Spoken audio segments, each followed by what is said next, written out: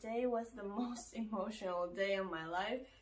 I was crying the whole day and it was just really emotional, and I felt bad because I didn't tell my mom that I was going to do that, and she didn't have any idea that I was converting to Islam. Hi guys, and welcome to my very first YouTube video. My name is Esteri, I'm 20 years old and I'm from Tampere, Finland. Finland is not the most religious country in the world. Yes, technically it's a Christian country, but most people here don't believe in God, and that's how I was raised as well. I grew up in a really small town called Harola, where there is probably 200 people living there, so everyone knows each other, and a religion wasn't a part of our lives. I didn't know anyone who was a believer and so on. So yeah, so my mom doesn't believe in God. She does believe in some higher power, but doesn't really believe that it's God specifically. So she wanted to raise us the way that when we grew up, we could decide for ourselves if we wanted to believe in something or if we didn't. So that's why I didn't grow up in a religious family. So growing up in school, of course, we had lessons about Christianity, but to me, they never felt right. They never felt like anything more than just some stories, some fantasy, something that some people believe in, but that weren't for me, and I never understood the Trinity or anything of it, really. It didn't really feel right to me. So growing up, we did go to church every now and then from school and with my mom as well, but it wasn't about religion at the time for me. In Finland, when you are 14 or 15 years old, you go to this summer camp that is based on Christianity, and they teach you a lot of things about Christianity in there. And at the end of the camp, there is this ceremony called confirmation, where you basically get the permit to get married in a church, etc. So in Finland, most people do that. They go to the camp and do the ceremony, even though it's not about the religion to them, most cases. So it's kind of just like a cool thing to do, and after the confirmation ceremony, you usually get a party where you invite your relatives and stuff, and you get a lot of presents and good food and all that. So that's probably why most people do that.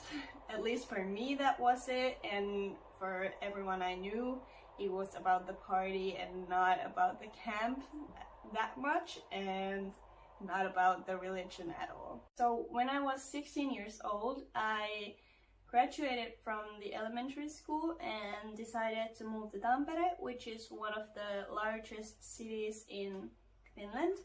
And I wanted to move here because I wanted to go to this high school that had a music line there, because I love to sing and all that. So I applied and got in and moved to Tampere, and still wasn't religious at all. Religion was not part of my life in any way. I didn't care about it, and I didn't feel like it was something for me. So I just kind of lived my life and didn't really care. When I turned 18, I resigned from the church because when you turn 18, you need to start paying taxes to the church, and I didn't want to do that.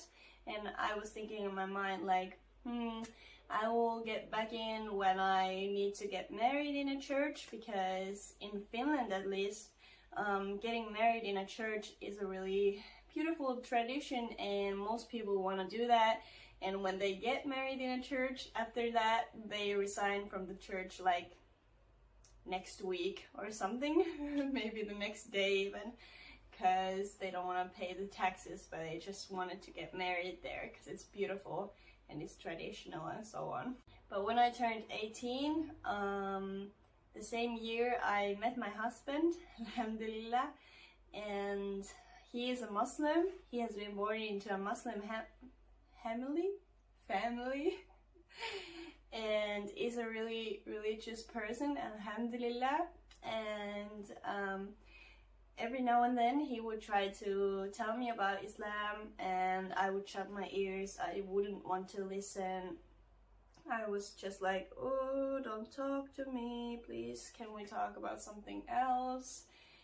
And that went on quite a while, and every now and then he would try to ask me some questions of like what I believed in, and I was just really arrogant. I remember being like, well, I don't believe in God because obviously he doesn't exist and you can't prove me that he exists and all that. So I was just like really arrogant about it. Then maybe I would say 6 months later, I decided that I want to do some research on Islam so I would know what he believes in, and I could try to understand him better and stuff like that. So I found out that you could listen to the Quran in Finnish from Yle Arena, which is a media platform where there are like news and TV shows and the radio and all that. And the Quran was also there in Finnish.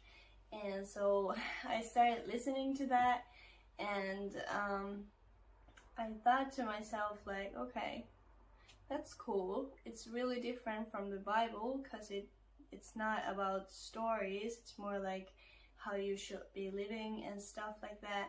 So that was really interesting to me. But yeah, so I started listening to it, and every now and then I would have some questions about it, and I would just write them down and then later on ask my husband or Google them as well. So I started learning how to pray, and then a couple of weeks later I decided to say my shahada, which is the what is that in English? The declaration of faith. Uskon tunnustus in Finnish. I decided to say that and went to a local mosque and did that, and the day was the most emotional day of my life. I was crying the whole day, and it was just really emotional, and I felt bad because I didn't tell my mom that I was going to do that, and she didn't have any idea that I was converting to Islam.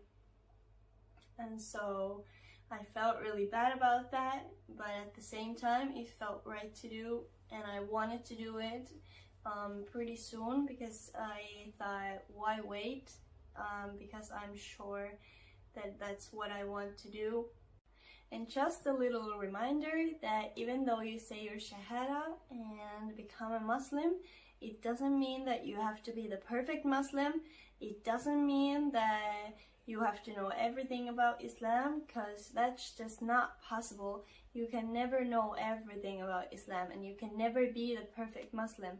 You just need to try your best, and God will understand, and God will be forgiving and merciful to you, and He will guide you in your life when you ask for it.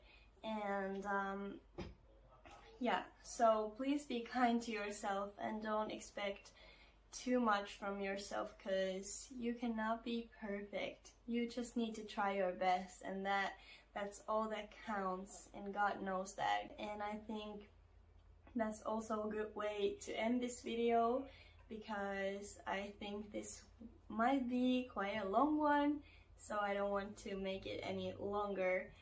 I hope you enjoyed this, and if you have any questions, please leave them down in the comment section. And inshallah, I can make more videos about my journey and what happened after my shahada and how I started wearing the hijab and all that. Inshallah, in the future I can make more videos about that. But for now, I will end this video. So thank you so much for watching. If you lasted the whole video with me, thank you, thank you, thank you. You are amazing, and peace and blessings be upon you. And yeah, so bye. السلام عليكم. لا تنسوا الاعجاب بالفيديو والاشتراك في القناة تشجيعا لنا لنستمر بنشر المزيد إن شاء الله.